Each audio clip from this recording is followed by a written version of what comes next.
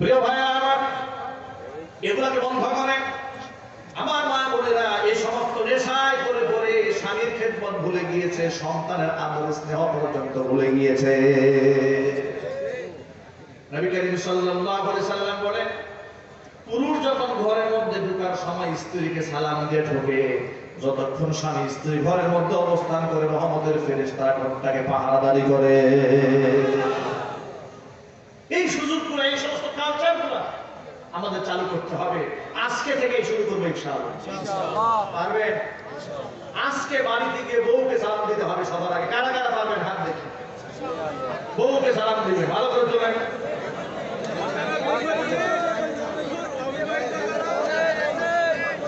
অনেক যুবকরা টেনশনে পড়ে গিয়েছে, আমরা তো কুমার, এখনো বিবাহ শাদী হয় নাই, আমরা সালাম দেবো কাকে? আপনার সালাম দেওয়ার লোক নাই? কথা বলেন না কেন? লোক নাই? তারা কারা? তারা কারা? মা বাবা সালাম দেবে। ঠিক আছে ইনশাআল্লাহ। বাড়িতে ঢুকেই সালাম দিয়ে ঢুকবেন। আবার সালামটা যেন বেশি জোর আওয়াজে না হয়। হঠাৎ করে বউকে জোরে সালাম দিলে কিন্তু ভয় পেয়ে যাবে। বউ মনে মনে ভাববে জীবনে কোনদিন সালাম দেয় না, সারা জীবন খারাপ ব্যবহার করেছে, আর বাড়িতে ঢুকে এত লম্বা সালাম, মতলব মনে হয় খারাপ। ভয় দেখাবেন, অত্যন্ত মহব্বতের সাথে সালাম দেবেন। আপনি সালাম দিয়ে ঢুকবেন, ঘর থেকে সালাম দিয়ে বিদায় হয়ে বের হয়ে আসবেন। সুবহানাল্লাহ। তাদের জন্য সন্তানদের মাথায় হাত রেখে দোয়া করুন, আস্তাগফিরুল্লাহ দীনাকুম ওয়া ফাওয়াতিহ আমালিকুম। এইভাবে দোয়া করে দেবেন বাচ্চাদের জন্য। রহমতের ফেরেশতা দিয়ে আল্লাহ পাক পাহারাদারি করবেন। আরো আস্তে সুবহানাল্লাহ। ঘরের মধ্যে শান্তি আসবে। খাদিজাতুল কুবরা রাদিয়াল্লাহু তাআলা আনহা আল্লাহর কাছে এত প্রিয় হলেন কেন লক্ষ্য করেন। নবী করিম সাল্লাল্লাহু আলাইহি সাল্লাম বলেন, আমি যত বছর খাদিজার সাথে সংসার করলাম, সুদীর্ঘ 15টা বছর পর্যন্ত খাদিজার সাথে আমি সংসার কাটালাম। যত গভীর রাতে আমি বাড়ি ফিরেছি, দরজার ভেতরে একবার টোকা দিতে আমার দেরি হয়েছে, আমার খাদিজা দ্বিতীয়বার টোকা দেওয়ার সুযোগ দেয় নাই, দরজা খুলে দিয়েছে। খাদিজার কাছে জানতে চেয়েছে, খাদিজা এত রাতে বাড়ি ফিরলাম, তুমি ঘুমাও নাই? খাদিজা জবাব দিয়ে বলেছিল, নবীজি মক্কার লোকেরা আপনার শত্রু হয়েছে, আপনি যখন বাড়ির বাহিরে থাকেন আমি বড় উৎকণ্ঠায় সময় কাটাই, না জানি আমার নবীজির কোনো ক্ষতি হয়ে যায় নাকি। এই চিন্তা করে প্রচন্ড ঘুমের ব্যাগ যখন আসে, দরজার মধ্যে পিঠ লাগিয়ে থাকি, কিন্তু বিছানায় পিঠ লাগাই না। জোরে বলেন সুবহানাল্লাহ। স্বামীর খেদমতের মধ্যে মা বোনদের সম্মান রয়েছে, ইজ্জত রয়েছে। এই শিক্ষা দিল ইসলাম। আর পশ্চিমারা শিখিয়ে দিল না, স্বামীর সামনে খেদমত করার দরকার নাই, তাড়াতাড়ি চাকরি নাও, পুরুষে যেমন বাহিরে থাকবে তুমিও বাহিরে থাকো। কিন্তু আসল কাহিনী কোন জায়গায় ঘটেছে লক্ষ্য করেন। বাড়িতে থাকলে চা বানিয়ে দিত স্বামীর সামনে, আর অফিসে থাকার কারণে এখন স্বামীর সামনে চা বানিয়ে না দিয়ে বসের সামনে চা বানিয়ে দেয়। কাজ কিন্তু আগের চাই, ঠিক কিনা বলেন? কাজ কিন্তু ঘুরে ফিরে আগের চাই। স্বামীর সামনে হাসে না, কিন্তু বসের সামনে গেলে কৃত্রিম একটা ভেটকি হাসি যদি না আসে, এটাকে যদি একটু কৃত্রিম ভাবে সাজায় দেয়, এটাকে হাসি থাকে না ভেটকি হয়? আপনারা এটাকে কি বলেন? কৃত্রিম হাসি দিচ্ছে বসের সামনে। কেন? বসকে খুশি রাখতে হবে। এখন আপনারা বলেন, বসের সামনে চা দিয়ে হাসি দিয়ে বসের মন জোগানোর মধ্যে সম্মান, নাকি স্বামীর সামনে চা বানিয়ে হাসি দিয়ে স্বামীর মন জোগানোর মধ্যে সম্মান? কোন জায়গায় সম্মান? ওরা উপহার দিল চাকরির মধ্যে সম্মান, এরা চাকরির মধ্যে সম্মান তালাশ করছে। এর দ্বারা কি হয়েছে? চাকরির মধ্যে যে সমস্ত মেয়েরা চাকরি করে, যেহেতু শরীয়ী বিধান অধিকাংশ মেয়েরা মেনটেন করে না, না করার কারণে দেশের অধিকাংশ নারী কর্মকর্তারা পুরুষ কলিগ দ্বারা নির্যাতনের শিকার হয়। এটা আমার বক্তব্য নয়, এটা গোয়েন্দা রিপোর্ট, এটা পত্র-পত্রিকার রিপোর্ট। আমি আমার মা বোনদেরকে বলবো, মা বোনেরা, স্বামীর প্রতি শ্রদ্ধাশীল হন। স্বামী যদি জালেম হয়, আপনি যদি সবর করতে পারেন, ধৈর্য ধারণ করতে পারেন, আসিয়া আলাইহিস সালাতু ওয়াস সালামের সাথে আল্লাহ জান্নাত দিয়ে দিবে। কোরআন মাজিদ আল্লাহ রাব্বুল আলামিন আসিয়া আলাইহিস সালাতু ওয়াস সালামের কথা বলতে গিয়ে বলেন, ওয়া দারাবাল্লাহু মাসালান লিল ফিরাউন ইদ ক্বালাত রাব্বি বিনিলি ইনদাকা বাইতান ফিল জান্নাহ ওয়া নাজ্জিনি মিন ফিরআউনা ওয়া আমালিহি ওয়া নাজ্জিনি মিনাল কওমিজ জালিমিন। আল্লাহ পাক বলেন তামাম পৃথিবীর সমস্ত ইমানদার নারী পুরুষের জন্য ফিরআউনের স্ত্রীকে আমি ইমানদারদের মডেল হিসেবে উল্লেখ করলাম। ফিরআউনের স্ত্রী ইমানদারদের নমুনা। দরাবাল্লাহু মাসালান লিল্লাযিনা আমানু, ইমানদারদের জন্য নমুনা। তার স্বামী তাকে নির্যাতন করেছে, বৃদ্ধা মহিলা আসিয়াকে শারীরিক নির্যাতন করেছে, মানসিক নির্যাতন করেছে। ফেরাউন তাকে মারতে মারতে নিজে যখন ক্লান্ত হয়েছে, তাফসীর ইবনে কাসিরের মধ্যে এসেছে, এলাকার লোকদের ডেকেছে, তার সৈন্য সামন্তকে ডেকে বলেছে, আসিয়াকে ধর, তাকে রশি দিয়ে বাহিরে নিয়ে পিটা, এত জোরে জোরে আঘাত করবি যাতে করে আসিয়ার চিৎকারের আওয়াজ আমি আমার সিংহাসনে বসে বসে শুনতে পাই। জোরে জোরে বলেন নাউযুবিল্লাহ। আসিয়া আলাইহিস সালাতু ওয়াস সালাম যখন তাকে নির্যাতন করা হচ্ছিল, ফেরাউন অর্ডার দিয়ে দিল আসিয়ার ডান হাতের মধ্যে পেরাক দিয়ে জমিয়ে সরে দাবায় দেন। ডান হাতের মধ্যে পেরাক দাবিয়ে দিল, বাম হাতের মধ্যে পেরাক, ডান পায়ের মধ্যে পেরাক, বাম পায়ের মধ্যে পেরাক, পেরাক দিয়ে জমিয়ে সরে আটকাইয়ে দিয়েছে। প্রচন্ড তাপের ভিতরে মরুপাত করে পেরাক দাবায় দিয়ে রড দিয়ে পিটায়, চাবুক দিয়ে আঘাত করেন, দেহ থেকে রক্ত ফিনকি দিয়ে বের হয়ে যায়। আসিয়া আলাইহিস সালাতু ওয়াস সালাম যখন বুঝতে পারলেন হয়তো জমিনের মধ্যে আমার থাকা হবে না, যে কোনো মুহূর্তে আমি বিদায় হয়ে যেতে পারি, আসিয়া আলাইহিস সালাতু ওয়াস সালাম আল্লাহর কাছে কি সুন্দর দোয়া করলেন, রব্বি বিনিলি ইনদাকা বাইতান ফিল জান্নাহ। আয় আল্লাহ, এই জমিনের মধ্যে ফিরআউনের সিংহাসন আমার ভালো লাগে না, ছোট্ট এই ঘর আমার ভালো লাগে না।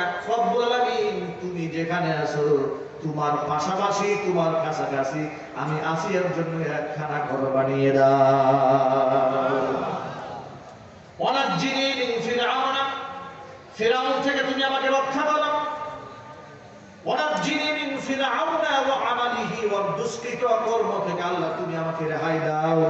ওয়ানাজ্জিনি মিনাল কওমিজ জালিমিন, এই জালিম সম্প্রদায়ের হাত থেকে আল্লাহ তুমি আমাকে বাঁচাও। আল্লাহ সুবহানাহু ওয়া তাআলা দুআকে সাথে সাথে মঞ্জুর করে নিয়েছেন, বলেন আল্লাহু আকবার। জিবরাইল আলাইহিস সালাতু ওয়াস সালামকে পাঠিয়ে দিয়েছেন, জিবরাইল যা মালাকুল মাউত জান কবজ করার আগে আমার আসিয়ার চোখের সামনে জান্নাতের বালাখানার দৃশ্য তুলে ধর। আসিয়ার চোখের সামনে জান্নাতের নমুনা জিবরাইল আলাইহিস সালাতু ওয়াস সালাম যখন তুলে ধরেছেন, শাহাদাতের পেয়ালা পান করে আসিয়া যখন পৃথিবী থেকে বিদায় হবে তিনি হাসতেছিলেন। সুবহানাল্লাহ। আশ্চর্যের ব্যাপার হলো, নির্যাতনে অতিষ্ঠ হয়ে তিনি তো কান্না করার কথা, তিনি কান্না না করে মৃত্যুর আগে, শাহাদাতের আগে তিনি হাসতেছিলেন। এলাকার লোকেরা মনে করেছে নির্যাতনে অতিষ্ঠ হয়ে আসিয়া বোধহয় পাগল হয়ে গেছে। আমার আল্লাহ পাক কেমন যেন ডেকে বলেছেন, না, আসিয়া পাগল হয় নাই, আমি আমার আসিয়ার চোখের সামনে জান্নাতের এমন নমুনা তুলে ধরেছি যে দৃশ্য দেখে আসিয়ার অন্তরে সমস্ত দুঃখ কষ্ট দূর হয়ে গেছে। জান্নাতি তৃপ্তির হাসি তার মুখের মধ্যে আমি আল্লাহ ফুটিয়ে দিয়েছি।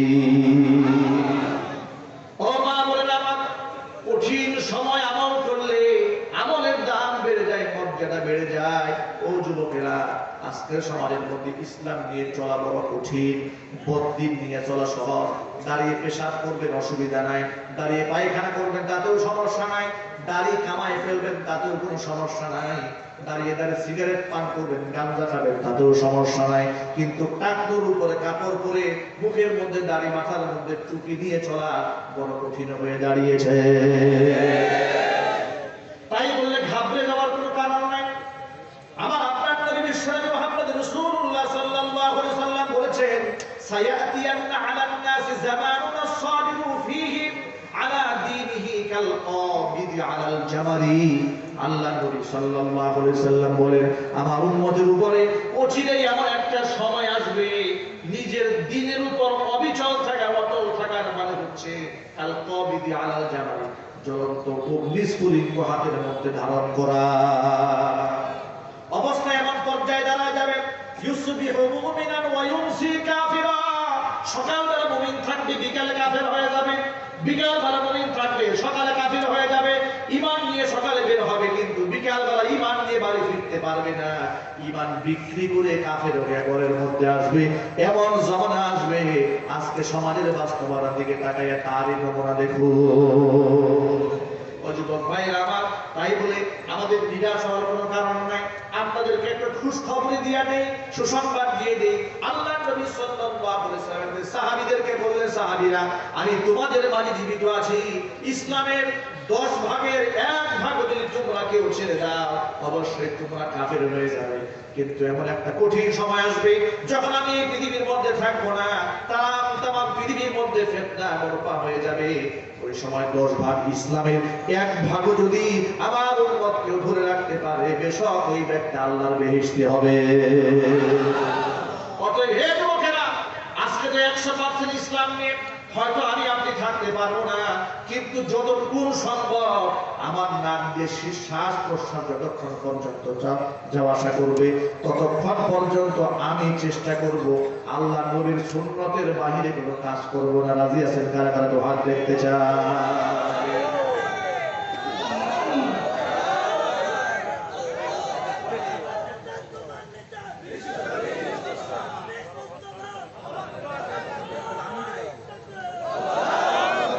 যুবক ভাইরা আমার, আমি আপনাদেরকে আহ্বান জানাবো, বিপদের সময় আমলের দাম বেশি। বিপদের সময় আমলের দাম বেশি। আর বিপদ যদি আসে ধর্ম মানতে গিয়ে, ভালো করে শুনে, ইসলাম মানতে গিয়ে যদি গালি খেতে হয়, তাহলে কোনো অসুবিধা নেই। গালি খেতে আমরা রাজি আছি না? আমাদের বলে ইসলামের কারণে, ধর্মের কারণে কেউ যদি আমাদেরকে গালি দেয়, তাহলে আমরা এই গালি খেতেও রাজি আছি, কিন্তু ধর্ম ছাড়তে রাজি নই। দেখবেন আপনারা যে ধর্ম পালন করতে গেলে অসংখ্য মানুষেরা তাদের বিরুদ্ধে কুৎসারটনা করবে, তাকে হিট করে কথা বলবে। বাস্তবতা সমাজে নাই? কথা বলে না কেন? দিন, তারিখ, সন, ব্যক্তি একটা একটা করে বলা যাবে, কিন্তু উপমা দেওয়া সম্ভব নয়। কারণ এই বাস্তবতা অসংখ্য আপনার ডানে বামে সামনে পেছনে রয়েছে। বুরকা পরিহিতা নারীদের বিরুদ্ধে চক্রান্ত, এটাও আপনারা দেখেছেন। মুখে দাড়িওয়ালা যুবকদেরকে নিয়ে ষড়যন্ত্র, এটাও আপনারা দেখেছেন। জোরে বলেন ঠিক? আশ্চর্যের ব্যাপার কি জানেন? এই যুবকরা যখন ইসলাম পন্থী হওয়ার কাতারে এসে সামিল হতে চায়, রাসূল পাক সাল্লাল্লাহু আলাইহি সাল্লামের আদর্শ নিয়ে যখন বাঁচতে চায়, তখন এই যুবকদেরকে পিছিয়ে দেওয়ার জন্য একটা টিম আছে বাংলাদেশে। এরা বলে এরা জঙ্গিবাদের দিকে ধাবিত হচ্ছে। নাউজুবিল্লাহ। জোরে বলেন, জোরে বলেন নাউজুবিল্লাহ। এমনকি ওরা একটা বিজ্ঞাপন বের করেছে, আমি আশ্চর্যান্বিত হয়েছি সেই বিজ্ঞাপনটা দেখে। বিজ্ঞাপনের মধ্যে মেসেজ দেওয়া হয়েছে, একটা ছেলে হঠাৎ করে ঘরের মধ্যে ঢুকে নিজের হারমোনিয়াম ছিল, হারমোনিয়ামটা ভেঙে ফেললো। ঘরের মধ্যে চুপচাপ বসে 5 ওয়াক্ত নামাজ পড়ে মসজিদে গিয়ে মাথার মধ্যে টুপি দিয়েছে, কাঠের উপরে কাপড় পড়েছে। মা বলছে, ব্যাপারটাকে, আমার ছেলে গান বাজনা করে না কেন? আমার ছেলে এখন গান শুনে না কেন? হারমোনিয়াম ভেঙে ফেললো কেন? উৎকণ্ঠায় হচ্ছে। বিজ্ঞাপনে দেওয়া হচ্ছে, হঠাৎ করে গান বাজনা ছেড়ে দিয়ে আপনার ছেলে যদি মসজিদমুখী হওয়া শুরু করেছে, বুঝে নেবেন আপনার ছেলে জঙ্গি হওয়ার প্রথম ধাপে পদার্পণ করেছে। আপনারা বলেন, এই বিজ্ঞাপন যে লোকটা বানিয়েছে, যারা বানিয়েছে, যে চক্র বানিয়েছে, এরা মানুষ না শয়তান? জোরে বলতে হবে। ওরা দেশের শত্রু, ধর্মের শত্রু, আদর্শের শত্রু, স্বাধীনতা সার্বভৌমত্বের শত্রু। এরাই দেশের মধ্যে জঙ্গিবাদ সৃষ্টি করে। কথা বলতে হবে, ঠিক কি? যুবকের আমার শোনেন, ধর্মের জন্য আপনি যখন এই গাড়িটা ফেলেন, কষ্ট পাওয়ার কোনো কারণ নাই। তার কারণটা বলি, বিশ্বনবী সাল্লাল্লাহু আলাইহি সাল্লামকে তো পাগল বলা হয়েছে, উম্মাদ বলা হয়েছে, মাজনুন বলা হয়েছে, বলা হয়েছে তোমাকে জিনে ধরেছে। জোরে জোরে বলেন নাউজুবিল্লাহ। আল্লাহ পাক তার নবীকে সান্ত্বনা দিলেন, কোরআনের আয়াত নাযিল করেন। আল্লাহ বলছে, ওয়ালাকাদ আরসালনা মিন নুরিকা ফি শিয়াইল আউয়ালিন ওয়া মা ইয়াতিহিম মির রাসূলিন ইল্লা কানু বিহি ইস্তাহজিউন। আমি আপনার পূর্বে অনেক নবী রাসূলকে বিভিন্ন গোত্রের মধ্যে পাঠিয়ে দিয়েছি। ওয়া মা ইয়াতিহিম মির রাসূলিন, এমন কোন রাসূল আসে নাই ইল্লা কানু বিহি ইস্তাহজিউন, যাকে নিয়ে পৃথিবীতে তামাশা করা হয় নাই। তামাশা করা হয়েছে সবাইকে নিয়ে। আজকেও দেখবেন খেতরা বাহারে জগৎ বিখ্যাত দায়ীদেরকে নিয়ে তামাশা করা হয়, ব্যঙ্গ করা হয়, বিদ্রুপ করা হয়, যেটা বলে ঠিক কিনা? ওরা তাদেরই উত্তরসূরি। নবী রাসূলদেরকে নিয়ে যারা ব্যঙ্গ করেছে, বর্তমান সমাজে যারা আলেমদেরকে নিয়ে ব্যঙ্গ করে, ওরা আবু জেহেলের নাতিপুতি।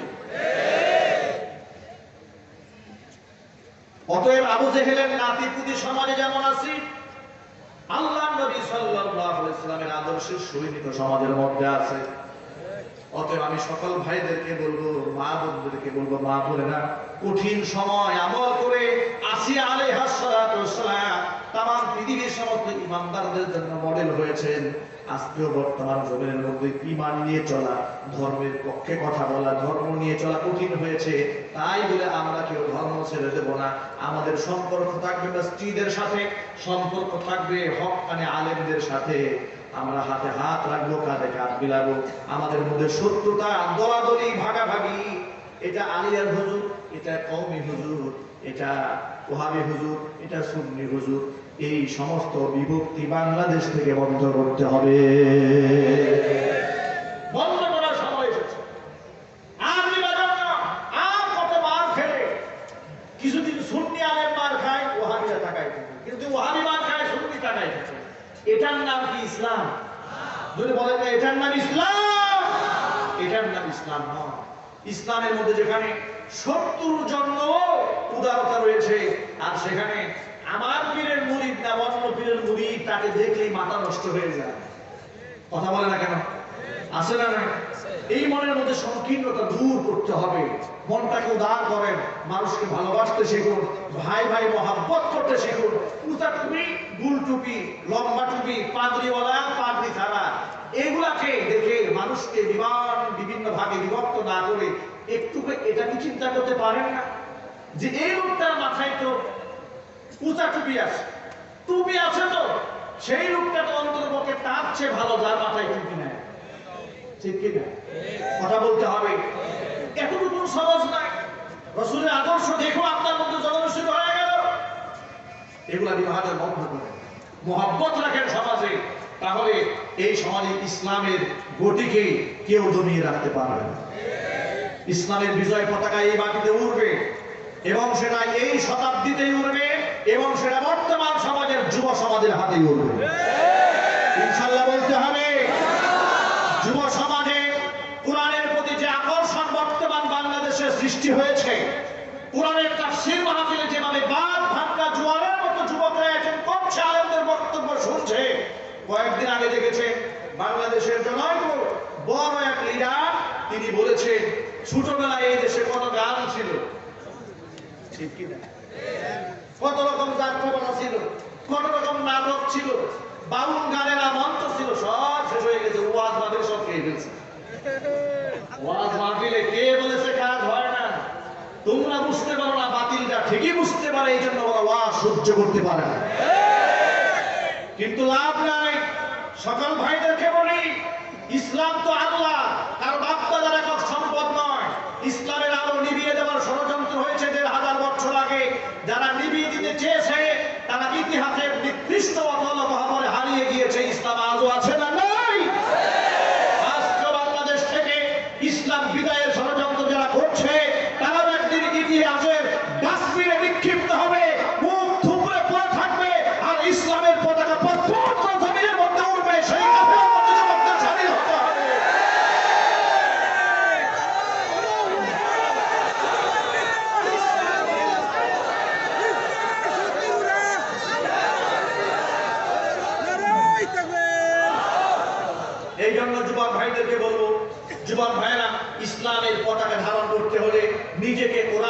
সুন্নাহ রঙে রঙিন করতে হবে, ঠিক কিনা? বেনামাজি সুন্নাত পরিত্যাগকারী কখনোই কালিমার ধারণ বাহক হতে পারে না। কালিমার ধারণ বাহক তো সেই হবে যার মধ্যে রাসূল পাক সাল্লাল্লাহু আলাইহি ওয়াসাল্লামের সুন্নাহ থাকবে, যার মধ্যে 5 ওয়াক্ত নামাজ থাকবে, যার ঘরের মধ্যে পর্দা থাকবে। ও যুবকেরা, ওয়াদা করা যাবে আমরা 5 ওয়াক্ত নামাজ জামাতের সাথে আদায় করব ইনশাআল্লাহ। ও যুবকেরা, দুহাত তুলে ওয়াদা করেন আমরা 5 ওয়াক্ত নামাজ জামাতের সাথে আদায় করব। আমরা বলি ইনশাআল্লাহ। আমরা সুন্নাহ অনুযায়ী আমল করব। আমরা বলি ইনশাআল্লাহ। আমাদের মুখের দাড়ি থাকবে ইনশাআল্লাহ। কারা কারা আজকের পর থেকে মুখের দাড়ি রাখবেন হাত দেখতে চায়? ওই সমস্ত যুবকদের হাত দেখতে চায় পর থেকে তাদের মুখে দাড়ি থাকবে। অনেকে এরকম করতেছে, আমাদের হচ্ছে খুব চালাক। উনি মনে মনে ভাবছেন আমি খুব চালাক। সুন্নাহ পরিত্যাগ করার জন্য কৌশল অবলম্বন করার নাম তো চালাকি নয়, এটা তো শয়তানি, ঠিক কিনা? আপনি গর্বের সাথে বলবেন আমি আমার রাসূলের আদর্শের সৈনিক, আজকের পর থেকে অবশ্যই আমার মুখে দাড়ি থাকবে। রাজি আছে কাকা? দুহাত দেখো।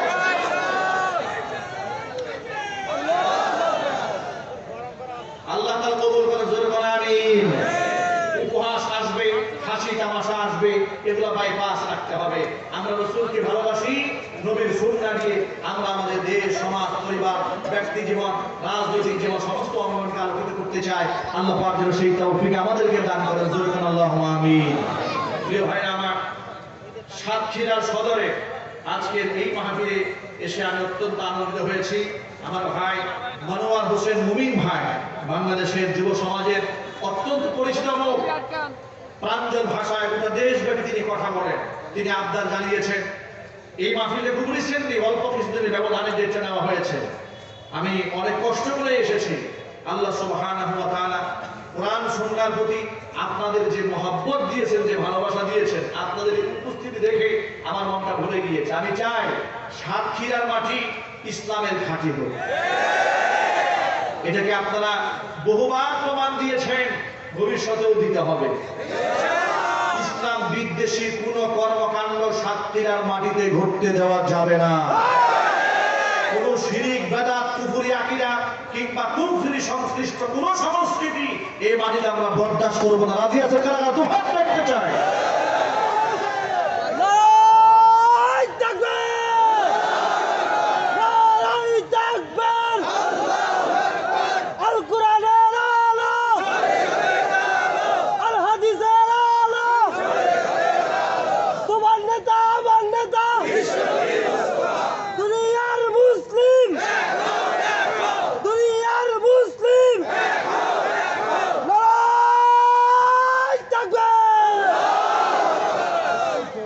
মাশাআল্লাহ। ভাই আমার, সালমান ফারসি রাদিয়াল্লাহু তাআলা আনহু রাসূল পাক সাল্লাল্লাহু আলাইহি ওয়াসাল্লামের একজন বয়োজ্যেষ্ঠ সাহাবী।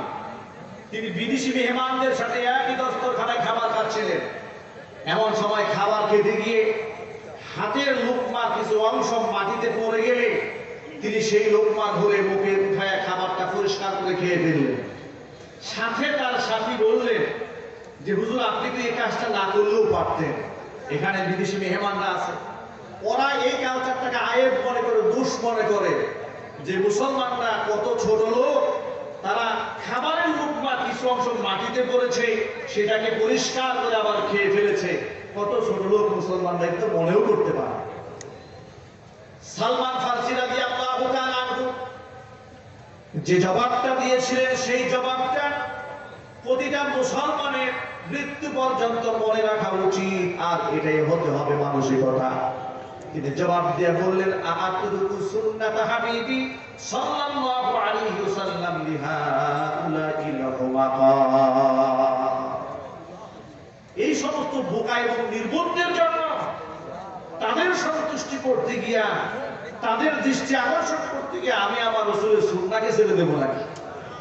সুবহানাল্লাহ বলবেন না? কি কথা যে এরা খুশি হবে, এদের সমাজ ঠিক থাকবে, এই জন্য আমি আমার নবীর সুন্নতকে ছেড়ে দেব?